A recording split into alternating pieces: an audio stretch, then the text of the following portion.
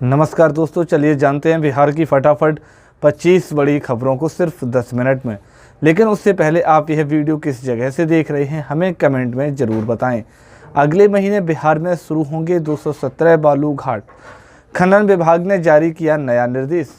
दोस्तों, बिहार में 336 बड़े बालू घाटों की नीलामी नहीं हो पाई है क्योंकि पर्यावरण अनुमति मिलने से देरी हो रही है। खान एवं भूतत्व विभाग ने इन घाटों को छोटा करने और फिर से अनुमति लेने का फैसला किया है। इससे खनन जल्द शुरू हो सकेगा। बिहार ने एजेंसी या अधिकारी को प्राधिकृत करने का निर्णय लिया है ताकि प्रक्रिया में देरी न हो। गंगा पर एक और मेगा ब्रिज बनकर तैयार, पटना से बेगूसराय जाना होगा आसान। दोस्तों, पटना जिले में गंगा पर एक नया मेगा ब्रिज बनकर तैयार हो गया है। यह 6 लेन वाला पुल ऑटो से सिमरिया के बीच बना है और इसकी निर्माण लागत 1161 करोड़ है। इस पुल के पूरा होने से पटना से बेगूसराय और आगे के क्षेत्रों में निर्बाध संपर्क संभव होगी। बख्तियारपुर में आरओबी के निर्माण के बाद यह सड़क पूरी तरह से चालू हो जाएगी। बालू के अवैध खनन और परिवहन पर रोक लगाने के लिए नीतीश सरकार ने बनाया गजब का प्लान। दोस्तों, मानसून के बाद बिहार की नदियों में बालू खनन फिर शुरू हुआ। 250 से अधिक बालू घाटों में खनन शुरू हुआ है, लेकिन अवैध खनन और परिवहन की घटनाएं भी बढ़ रही हैं। खान और भूतत्व विभाग ने अवैध खनन पर अंकुश लगाने के लिए विशेष छापामारी और जांच अभियान शुरू किया है। अवैध खनन से सरकार को भारी राजस्व का नुकसान होता है। शिक्षकों के ट्रांसफर पोस्टिंग को लेकर सामने आई नई जानकारी, एस सिद्धार्थ ने बताया। दोस्तों, बिहार सरकार ने शिक्षकों के स्थानांतरण और पदस्थापन की प्रक्रिया को इसी वर्ष पूरा करने का निर्णय लिया है। शिक्षा विभाग ने 31 दिसंबर तक नए विद्यालय में शिक्षकों की स्थानांतरण और पदस्थापन की प्रक्रिया पूरी कर लेगा। रेंडमाइजेशन के आधार पर शिक्षकों को विद्यालय का आवंटन किया जाएगा। महिला और दिव्यांग शिक्षकों से 10 पंचायत के विकल्प लिए जाएंगे। गया वालों की बल्ले बल्ले मिली एक और सुपरफास्ट ट्रेन। दोस्तों, गया के रेल यात्रियों को मुंबई की यात्रा करने के लिए एक और नई ट्रेन की सौगात मिली है। गया से लोकमान्य तिलक एक्सप्रेस ट्रेन की शुरुआत हुई है। यह ट्रेन हर बुधवार को गया से रात 7 बजे से खुलेगी और शुक्रवार सुबह 5 बजे में मुंबई पहुंचेगी। इसके अलावा मुंबई से वापसी यात्रा के लिए भी टाइम टेबल जारी किया गया है। इधर चल रहा भूमि सर्वे, उधर जमीन की ई मापी को लेकर आ गई बड़ी खबर। दोस्तों, बिहार सरकार ने जमीन की ई मापी को लिए आने वाले आवेदनों को अस्वीकृत करने की गति की जांच करने का आदेश दिया है। यह जांच रैंडम पद्धति से होगी। आवेदनों में से कुछ को उठाकर देखा जाएगा कि अस्वीकृत का आधार सही है या नहीं। रिकॉर्ड के अनुसार करीब 1/4 आवेदन अस्वीकृत हो रहे हैं।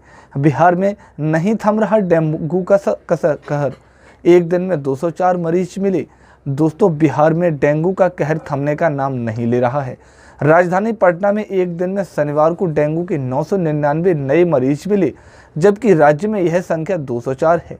कुल चिकनगुनिया पीड़ितों की संख्या 200 के पार पहुंच गई है।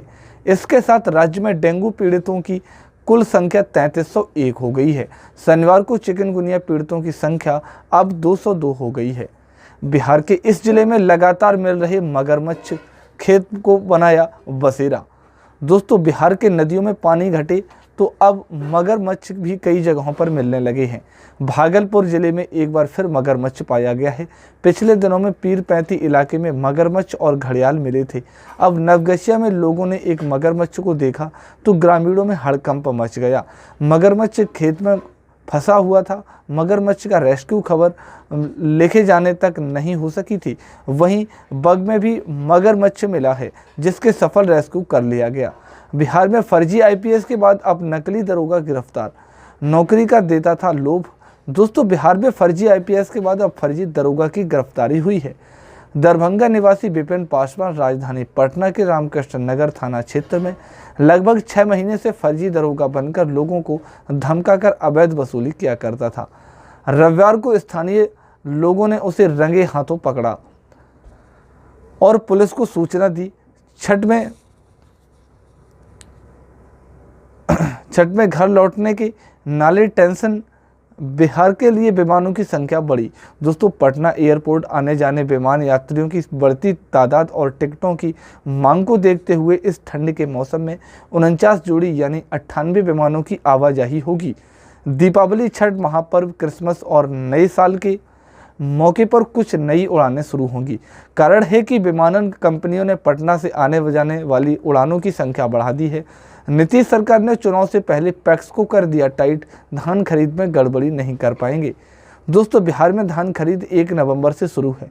पैक्सों और व्यापार मंडलों के जरिए किसानों से धान खरीद होनी है। इस बार पैक्सों से मिल तक धान ढोने वाले वाहनों में भी जीपीएस अनिवार्य कर दिया गया है।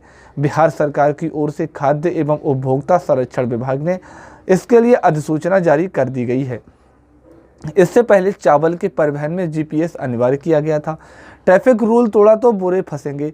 चालान राशि 90 दिनों में जमा नहीं किया तो होगी यह कार्रवाई। दोस्तों, बिहार में ट्रैफिक नियमों के पालन के लिए परिवहन विभाग और सख्त हो गया है।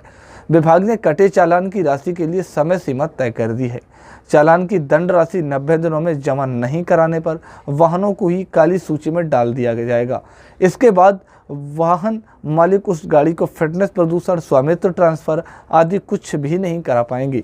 इंटरनेशनल लेवल का बनेगा दरभंगा एयरपोर्ट, एआई से मिली मंजूरी। दोस्तों, बिहार वासियों के लिए खुशखबरी है। दरभंगा एयरपोर्ट अंतर्राष्ट्रीय स्तर का बनेगा। इसके लिए रनवे की लंबाई 9000 से 12000 फीट तक बढ़ाने का प्रस्ताव को एयरपोर्ट अथॉरिटी ऑफ इंडिया ने स्वीकृति दे दी है। अंतर्राष्ट्रीय स्तर के एयरपोर्ट के लिए राज्य सरकार से 90 एकड़ अतिरिक्त भूमि की मांग की गई है।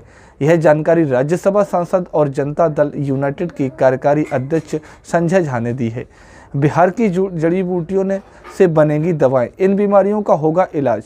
दोस्तों, बिहार के जंगलों में, पहाड़ों में पाई जाने वाली उपयोगी जड़ी बूटियों की बिक्री की जाएगी। इसके लिए सर्वे पूरा कर लिया गया है। सूबे के 11 जिलों में जंगल, पहाड़ों पर 52 तरह की जड़ी बूटियों की भरमार है। इनका शोधन कर 250 से अधिक उत्पाद बनाने की योजना है। इनको वैश्विक बाजार में उतारने के लिए प्रोसेसिंग, पैकेजिंग और मार्केटिंग के लिए बृहत रणनीति बनाई गई है। महापर्व छठ को लेकर पटना में तैयारियां तेज, सीएम नीतीश ने लिया घाटों का जायजा। दोस्तों, राजधानी पटना में महापर्व छठ की तैयारियां तेज हो गई हैं। छठ के लिए घाटों को तैयार किया जा रहा है। इस बीच मुख्यमंत्री नीतीश कुमार ने रविवार को महापर्व छठ की तैयारियों को लेकर सड़क मार्ग से पटना के विभिन्न घाटों का निरीक्षण किया। इस दौरान जेपी गंगा पथ से होते हुए दीघा के पार्टी पुल घाट, जेपी सेतु पश्चिमी घाट, जेपी सेतु घाट, पहलवान घाट, एलसीटी घाट, कलेक्ट्रेट घाट एवं कृष्णा घाट का उन्होंने जायजा लिया। बिहार में पुलिस पर जानलेवा हमला, पत्थर लगाने से दरोगा। दोस्तों, बिहार के मुंगेर में पुलिस पर जानलेवा हमला किया गया, जिसमें एक दरोगा का सिर फट गया। पूर्व सराय के डीएवी स्कूल में हुई चोरी मामले में पकड़े 4 नाबालिगों की निशानदेही पर सामान बरामद करने पुलिस टीम मुसहरी पहुंची। इस दौरान आरोपितों के परिजनों व असामाजिक तत्वों ने पुलिस टीम पर ईंट पत्थर से हमला कर दिया। दीपावली पर फूटा महंगाई बम, सख्ती के बावजूद पटाखों की हो रही बिक्री। दोस्तों, दिवाली के मौके पर पटाखों की बिक्री जोरों पर है। बाजार में ग्रीन फुलझड़ी से लेकर रॉकेट और तेज आवाज वाले बम तक हर तरह के पटाखे उपलब्ध हैं। हालांकि इस बार पटाखों के दामों में काफ़ी इजाफा हुआ है। पिछले साल के मुकाबले इस बार पटाखों की संख्या प्रति पैकेट लगभग बढ़ोतरी हुई है। रेलवे स्टेशन, बस स्टैंड की फ्री बनेंगे आयुष्मान कार्ड। स्वास्थ्य मंत्री ने किया जागरूकता स्टॉल का उद्घाटन। दोस्तों, स्वास्थ्य मंत्री मंगल पांडे ने कहा कि आज से 8 नवंबर तक रेलवे स्टेशनों और बस पड़ाव पर आयुष्मान कार्ड निःशुल्क बनेंगे। प्रत्येक जिले के प्रमुख छठ घाटों और पंचायतों में 4 से 8 नवंबर तक आयुष्मान कार्ड बनाने के रोज 5 शिविर या स्टॉल लगाई जाएंगी। रोज हर शिविर में 500 लाभार्थियों का आयुष्मान कार्ड बनाने के निर्देश जिलों को दिया गया है। आगे खुशखबरी, किसानों को बीज और खाद के लिए मिलेंगे रुपए। दोस्तों, भारत सरकार किसानों को आर्थिक रूप से सहायता देने के लिए पीएम किसान खाद्य योजना को शुरू किया है, जिसके माध्यम से किसानों को कुछ आर्थिक सहायता दी जाती है। पीएम किसान खाद्य योजना को लेकर भारत सरकार के द्वारा सहायता देने के लिए बनाया गया है, जिसके माध्यम से खाद और उर्वरक की लागत से राहत देने के लिए बनाया गया है। वैसे देखोगे तो पिछले कुछ सालों में केंद्र सरकार द्वारा लगातार किसानों के हित के लिए एक से एक योजना को शुरू कर रही है, जिसके माध्यम से उन्हें किसी प्रकार का नुकसान का सामना न करना पड़े। केंद्र सरकार के द्वारा आर्थिक रूप से सहायता देने के लिए इस प्रकार की योजनाओं की शुरुआत कर रही है। वैसे आपको पता ही है कि भारत जो एक कृषि प्रधान देश है, जहां कि आज भी बहुत बड़ा पॉपुलेशन किसान खेती पर ही निर्भर करता है।